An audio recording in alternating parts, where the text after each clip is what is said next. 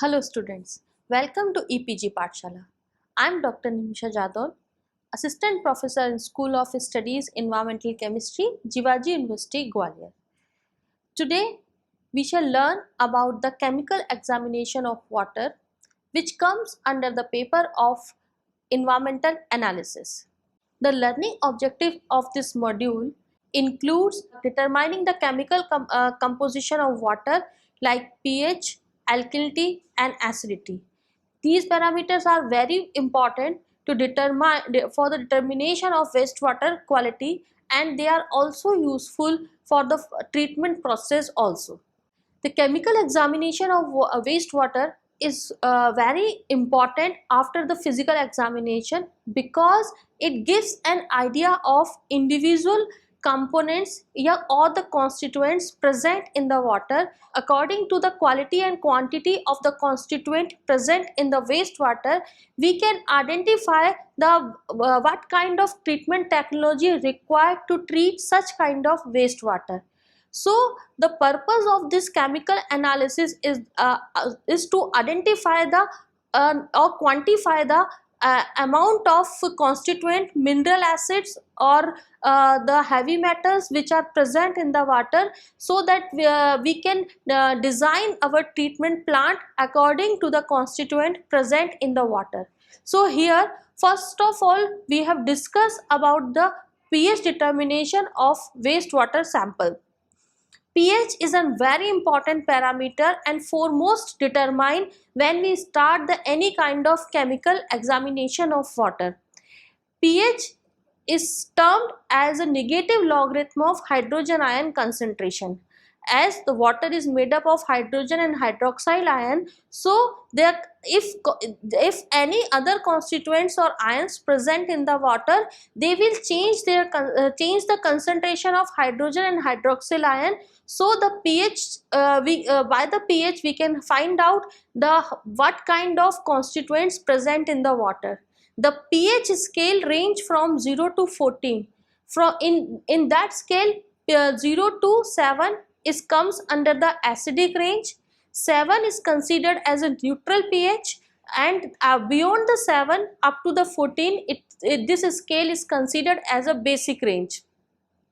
In the natural water body system, generally the water has a pH in between the 4 to 9 and maximum in the range of 7 to 8.5, because always there are some alkaline or alkali earth metals are present in the natural water body, and carbonates and bicarbonates are very rich in the natural water body system. So our natural water body is slightly alkaline in nature.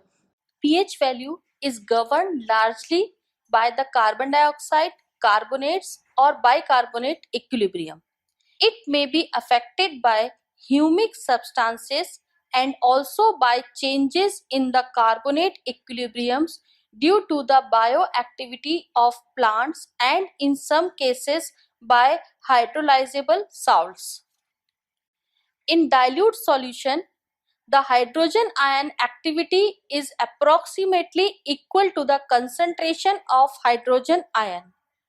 The pure water is very slightly ionized, and at equilibrium the ionic product is hydrogen ion concentration and OH ion concentration equal to K, that is equal to the value of 1 into 10 to the power minus 14 at 25 degrees centigrade.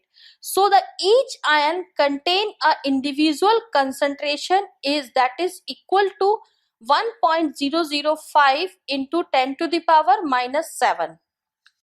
A logarithmic form is minus log 10 hydrogen ion concentration or a minus log 10 OH ion concentration. By this equation, we can determine the pH of the solution, or the total ion concentration is calculated by pKw equal to pH plus pOH.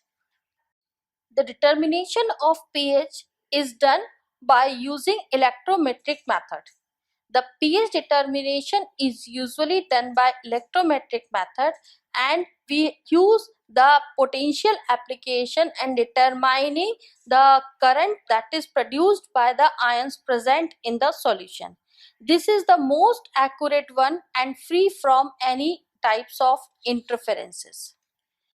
The principle of pH determination is based on the measurement of the electromotive force, that is EMF, of a cell comprising of an indicator electrode. The indicator electrode is an electrode responsive to hydrogen ion, such as glass electrode immersed in the test solution, and a reference electrode, usually a calomel electrode. The contact is achieved by means of a liquid junction which forms a part of the reference electrode. The EMF of this cell is measured with pH meter. The apparatus used for the analysis of pH including pH meter, reference electrode, sensor electrode or the glass electrode, beakers, stirrers.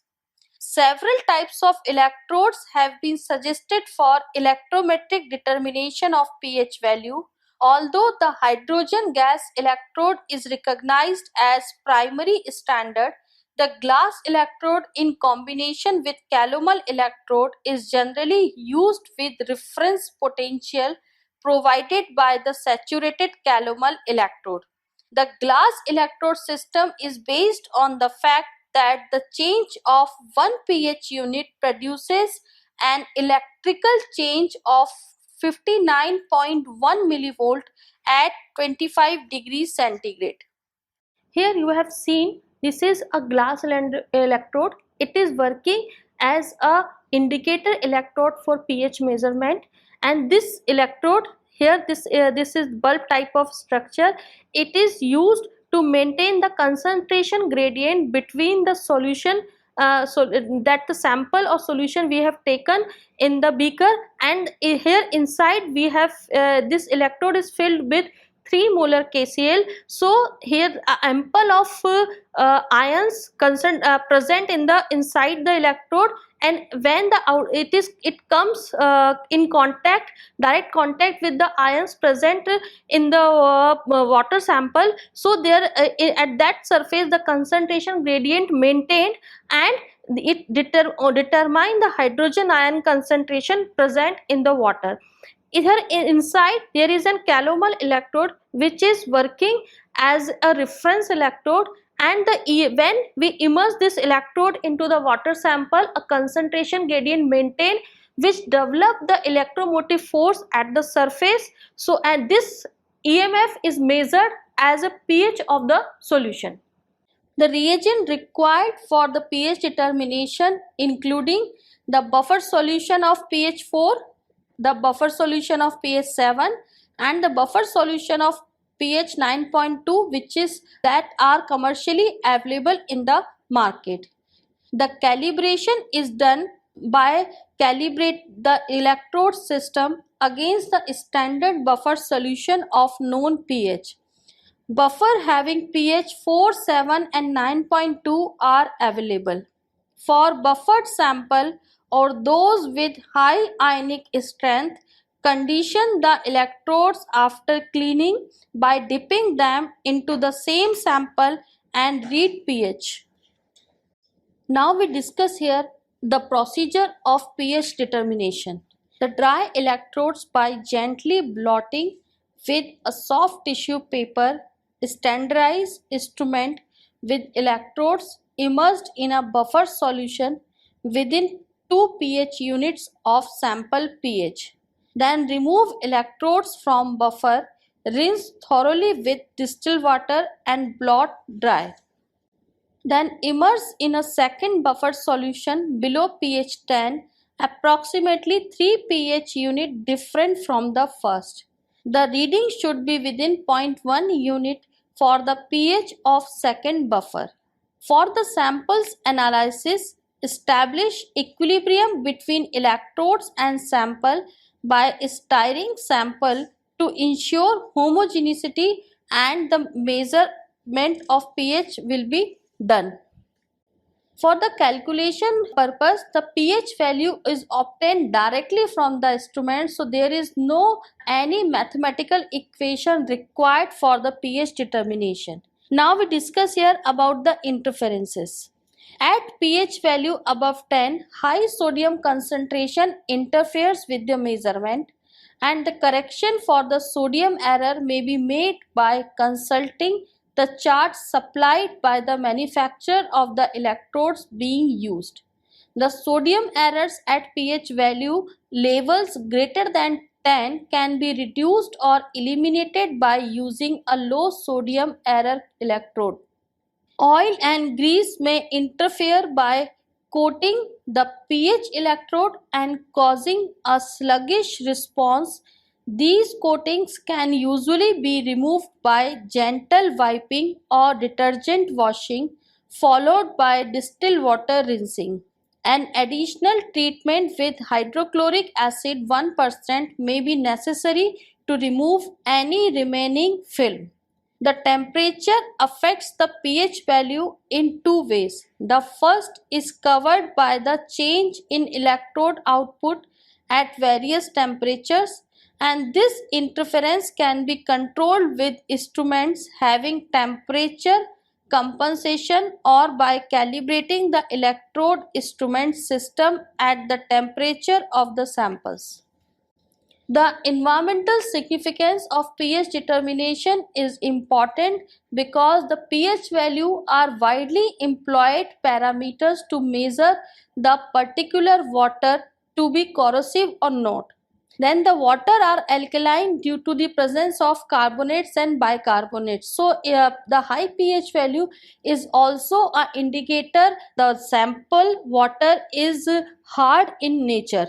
The desirable pH range for drinking water is 7 to 8.5. A deviation from this range may indicate the entry of acidic or basic industrial effluents into the drinking water source. Then the groundwater with a pH less than 6 is potentially dangerous to concentrate because of corrosion.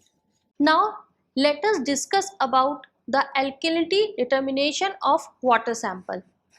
Alkalinity is an important parameter, and it is a chemical capacity of a aqueous media to react with hydrogen ion. The alkalinity in water is naturally present due to the presence of carbonates and bicarbonates of calcium, magnesium, sodium and potassium. Alkalinity is also define the buffering capacity of any water system, and it is an important determining parameter for the industrial purposes also, because alkalinity governs the corrosion activity. So if the alkalinity is present in the water, it will initiate the corrosion. So for the when we use the water for the industrial purposes, before its use, it is necessary to determine the alkalinity of any water sample. Now we discuss here about the principle of alkalinity. The alkalinity of the sample can be estimated by titrating with standard sulfuric acid of 0.02 normal at room temperature using phenolphthalein and methyl orange indicator. Titration to decolorization of phenolphthalein indicator will indicate complete neutralization of hydroxyl ion and the half of carbonate ion, while sharp change from yellow to orange of methyl orange indicator will indicate total alkalinity, that is complete neutralization of hydroxyl ion, carbonate ion or bicarbonate ion.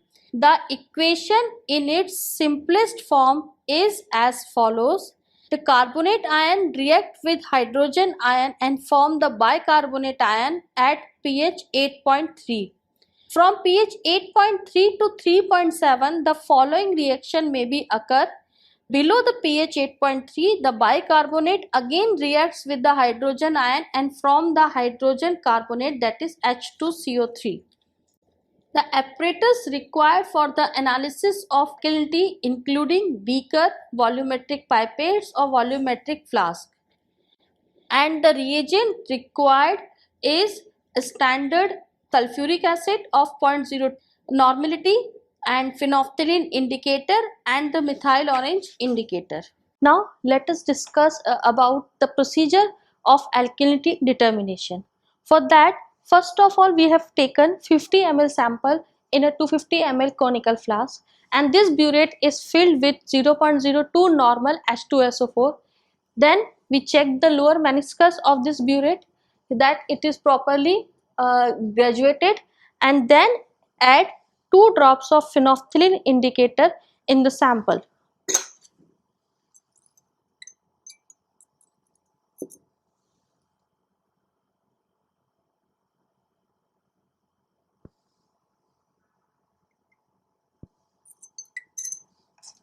Here we have seen the slightly pink color appear that we have titrated with the help of H2SO4.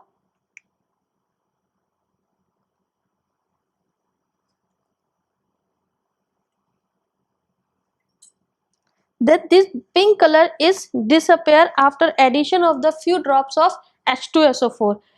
Sometimes when we add the phenolphthalein, the pink color did not appear because it shows the absence of phenolphthalein alkalinity in the water sample. And after that we are adding methyl orange indicator in the same solution.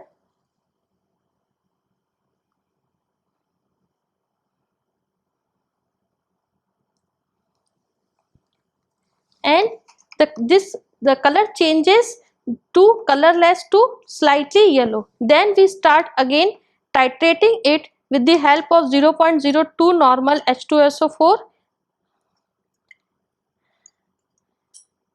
and at the end point the pink slightly yellow color changes into the orange color. It shows the end of titration, and finally we have recorded this reading as a calculation of total alkalinity of a water sample. The alkalinity is measured as milligram of in terms of calcium carbonate per liter is equal to A by B into normal N, that is normality of sulfuric acid, into 50 into 1000 per ml of sample, where A is the milliliter of sulfuric acid required to bring the pH to 8.3 and B is the ml of H2SO4 required to bring the pH to 4.5. Now the calculation total alkalinity or the phenolphthalein alkalinity is calculated as the phenolphthalein alkalinity in milligram as milligram of calcium carbonate per liter equal to A into 1000 divided by ml of sample, and total alkalinity as milligram of calcium carbonate per liter equal to B into 1000 divided by ml of sample. So by the help of this calculation we can identify the total alkalinity of the water sample as well as the carbonates and bicarbonates present in the water is also calculated by the using the following equation, which is described in the table further. Here in this table you have seen that the what kind of alkalinity present in the water. In the first one table, for when we calculate the values of phenolphthalein alkalinity and total alkalinity, then we can identify the which ions are prominently present in the water. For example, if P, that is phenolphthalein alkalinity, is 0, then hydroxyl ion is absent, carbonates ion are absent, and only total alkalinity is governed by the bicarbonates ion. If the phenolphthalein alkalinity is less than the half of total alkalinity, then the hydroxyl ion are absent and the carbonates ion present, which is denoted by 2p, that is they are present in the twice concentration of phenolphthalein alkalinity, and the bicarbonate ions calculated by T minus 2p, that is total alkalinity minus carbonate alkalinity. So we can identify the bicarbonates present in the water. If the condition is कि phenolphthalein alkalinity is greater than half of total alkalinity, then hydroxyl ion calculated by the formula 2p minus t, and carbonate ion calculated by 2 uh, in bracket total alkalinity minus phenolphthalein alkalinity, and in that case bicarbonates ion are absent in the water sample. If the phenolphthalein alkalinity is equal to half of total alkalinity, then the hydroxyl ion are absent, and bicarbonates ion are also absent, and total alkalinity is governed by the carbonates ion.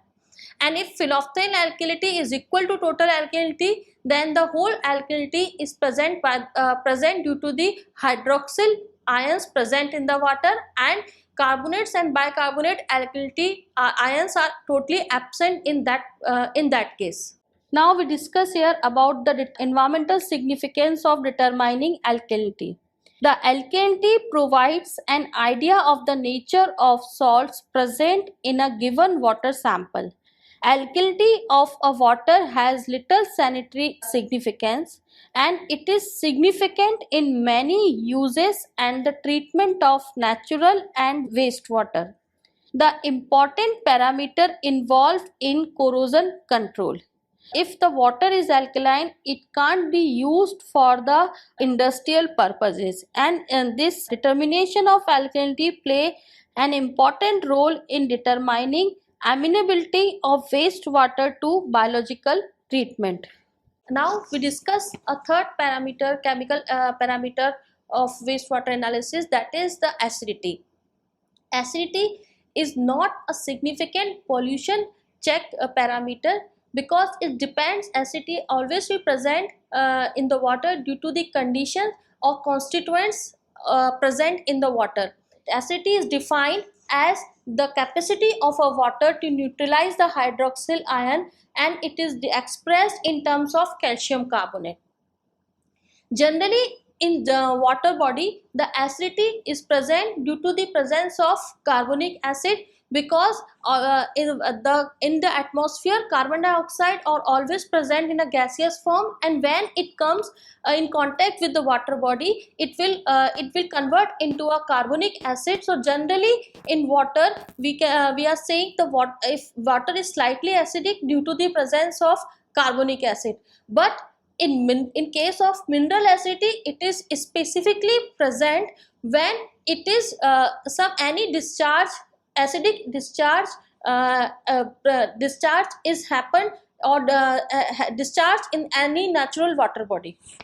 In water, analysis of acidity test doesn't bear significant importance, because methyl orange acidity invariably remains absent in the raw water. Even phenolphthalein acidity normally doesn't exist to a significant extent in the raw water.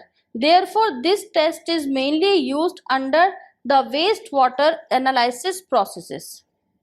There are two types of acidity. The one is methyl orange acidity. It is also known as mineral acidity. And second one is the phenolphthalein acidity.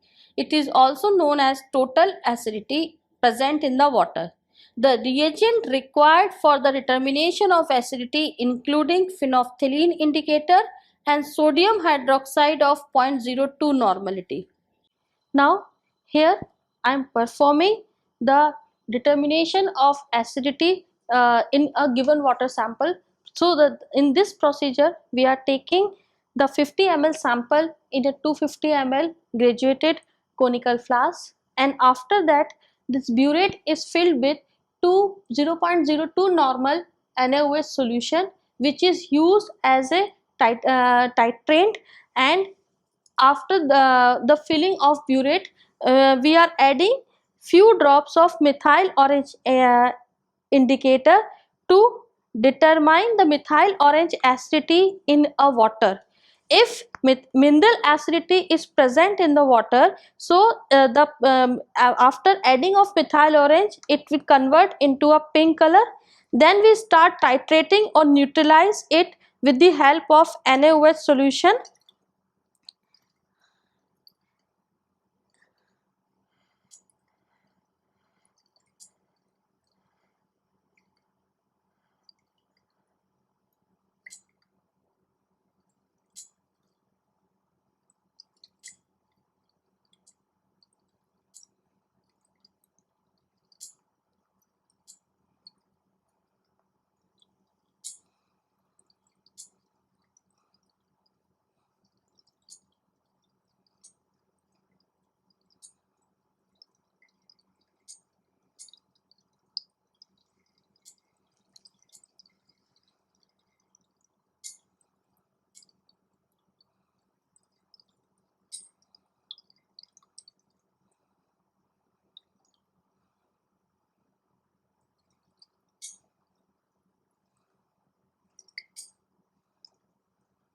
after a few drops of adding methyl orange indicator, we have started titrating it against the 0.02 normal NaOH solution, and here you have seen the pink color disappear and the original slightly yellow color reappear of methyl orange indicator.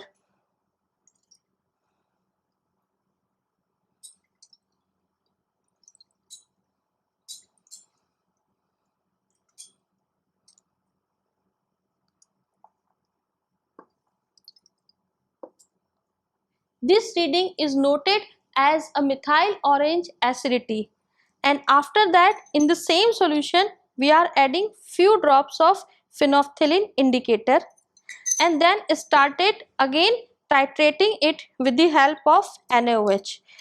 The phenolphthalein is colorless in this solution, and at the end point the pink color appear, which shows the total neutralization of the acidity with the help of NaOH. Because it is a type of acid base titration, so if the sample is acidified, then it is neutralized by using the standard NaOH solution. Here you have seen again the pink color appear, and this reading is recorded as a phenolphthalein acidity, and this volume is used of NaOH is recorded for the further analyzing or calculating the acidity in terms of calcium carbonate milligram per liter. The calculation of acidity is done by using the equation. The acidity for the sample in milligram per liter is equal to volume of NaOH into N into 50 into 1000 divided by volume of sample, where N is the normality of NaOH solution. Now we discuss here about the environmental significance of determining acidity. The total acidity is sum of both the mineral acidity and carbon dioxide acidity. The excessive acidity is detrimental and should be neutralized to mitigate corrosion. Mineral acid pollution in rivers and streams can be quite harmful to fish and other aquatic life, so that it is necessary to check the acidity of the sample time to time to identify any type of mineral acid pollution. Now the next parameter is sulfate determination in a given water sample. The sulfate ions usually occurs in natural water. Many sulfate compounds are readily soluble in water. Most of them originate from the oxidation of sulfate ores, the solution of gypsum and anhydrite, the presence of shells, particularly those rich in organic compounds, and the existence of industrial waste. The atmospheric sulfur dioxide formed by the combustion of fossil fuels and emitted by the metallurgical roasting processes may also contribute to the sulfate compounds of water. The sulfur trioxide produces by the photolytic oxidation of sulfur dioxide comes with water vapors to form sulfuric acid, which is precipitated as acid rain or snow. The sulfur bearing minerals are common in most sedimentary rocks. In the weathering process, gypsum, that is calcium sulfate, is dissolved and sulfide minerals are partially oxidized, giving rise to a soluble form of sulfate that is carried away by water. In humid region, sulfate is readily leached from the zone of weathering by infiltration waters and surface runoff, but in semi-arid and the arid regions, the soluble salts may accumulate within a few tens of feet of land surface. Where this occurs, sulfate concentration in shallow groundwater may exceed 5000 mg per liter and gradually decrease with depth. Ingestion of water containing high concentration of sulfate can have a laxative effect, which is enhanced when sulfate is consumed in combination with magnesium. The water containing magnesium sulfate at level about 1000 mg per liter act as a purgative in human adults. The taste threshold concentration for most prevalent sulfate salts are 200 to 500 mg per liter for sodium sulfate, 250 to 900 mg per liter for calcium sulfate, and 400 to 600 mg per liter for magnesium sulfate. Essentially on the basis of above value, which are also allied to the cathartic effect of sulfate, a guideline value of 400 mg per liter is proposed that cause scaling in water supplies and problem of odor and corrosion in wastewater treatment due to its reduction to hydrogen sulfide. The method used for the sulfate determination including turbidity method or the gravimetric method. So first of all, we have discussed here about the turbidity method.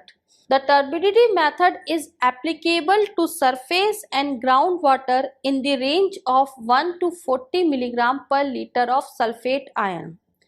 The principle of sulfate determination by turbidity method is based on that the sulfate ion is precipitated in hydrochloric acid medium with barium chloride in such a manner as to form barium sulfate crystals of uniform size.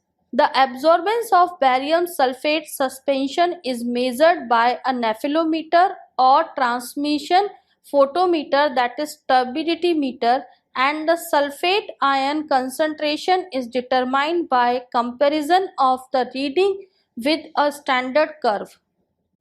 The interferences of sulfate ion, including the color or the suspended matter in large amount, will interfere between the sulfate determination in the wastewater sample. In water that are containing high quantity of organic material, it may not be possible to precipitate barium sulfate satisfactorily. The apparatus and reagent required for its determination, including the turbidity meter or the spectrophotometer for use at 420 nanometer, then usual laboratory glass apparatus, barium chloride and gelatin powder. For its determination, sulfate determination by the turbidity method, first of all we have to prepare a conditioning reagent. For this, add 0.3 gram gelatin in 100 ml distilled water and warm it on hot plate till it is dissolved. The gelatin solution is kept for about 12 hours or overnight, preferably at 4 degrees centigrade after bringing the solution to room temperature. 3 gram barium chloride is added to gelatin solution and dissolved by mixing. The turbid solution is kept standing for 2 hours and mixed before use. Then the conditioning reagent second is prepared by mixing 50 ml glycerol with a solution containing 30 ml concentrated hydrochloric acid in 300 ml distilled water and 100 ml 95% ethyl or isopropyl alcohol and 75 gram of sodium chloride. The stock sulfate solution is prepared by dissolving 0.1479 gram of anhydrous sodium sulfate in distilled water and dilute to 1 liter. Then the standard sulfate solution is prepared by a series of standard by diluting stock solution of sulfate to cover the desired range in between 1 to 40 mg per liter. Then the hydrochloric acid is prepared by dissolve 1 volume of concentrated hydrochloric acid with 9 volumes of distilled water. Then the sample is prepared by filtering the sample through 0.45 microliter filter if they contain any type of turbidity. Now we come to the part of procedure. For the determination of sulfate ion, take 20 ml of clear aliquot of the water sample of suitable amount and dilute to 20 ml in 100 ml conical flask. Then add 1 ml hydrochloric acid solution and 1 ml of conditioning reagent and mix well for 30 seconds. Then read the absorbance on spectrophotometer after 10 minutes if glycerol conditioning reagent is used or 30 minutes if gelatin is used. At 420 nanometer or read the turbidity occurred on turbidity meter following the measuring manufacturer instruction to operate. If water sample is turbid, take 20 ml sulfate or suitable amount, dilute to 20 ml with distilled water. Then do not add conditioning reagent and read the absorbance of this sample and subtract this value from the above measured absorbance.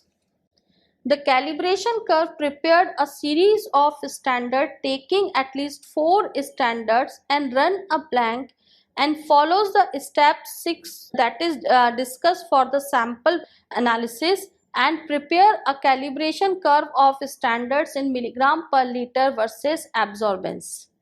Then calculation is done by read the sulfate concentration of sample directly from the calibration curve. The second one method is known as gravimetric method.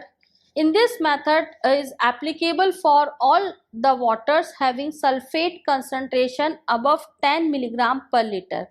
However, this method is time consuming and the sulfate is precipitated in hydrochloric acid medium as barium sulfate. The addition of barium chloride solution. This is the basis of the principle of gravimetric determination of sulfate. The precipitation is carried out nearly boiling temperature and after a period of digestion, the precipitate is filtered, washed with water until the free chlorides ignited or dried and weighed as barium sulfate. The reaction in its simplest form is in hydrochloric acid medium, the sulfate ion react with barium chloride and form the barium sulfate and free the chloride ion. The interferences of determining sulfate through the gravimetric method including the suspended matter, silica, barium chloride, precipitate nitrate, sulfate are the principal factors in positive error, and the alkali metal sulfates and heavy metals such as chromium and iron cause low result. The minimize the solubility of barium sulfide, the acid concentration while precipitating barium sulfate should be minimized. So at the end of this module, we can conclude by that these pH, acidity and alkalinity are the important chemical parameters which indicates the purity of water. The alkalinity determination is foremost important for when the water is used for the irrigation purposes, and the pH and the pH and acidity and alkalinity also govern the other other parameters of water, like it will control the taste and odor of the water, and also their concentration define the how much chlorination is required for the treatment process, and it will also important to for the industrial purposes because this is the main reason of corrosion. So before utilize this water for the industrial purposes, we have to neutralize such kind of water if it is acidic, so that we can neutralize it and if it is basic, so we can neutralize its pH up to a normal pH, and afterward we can use this water for the industrial purposes. So determination of these parameters give us an information that water is how much suitable for the domestic purpose as well as for the industrial purposes also. Thank you.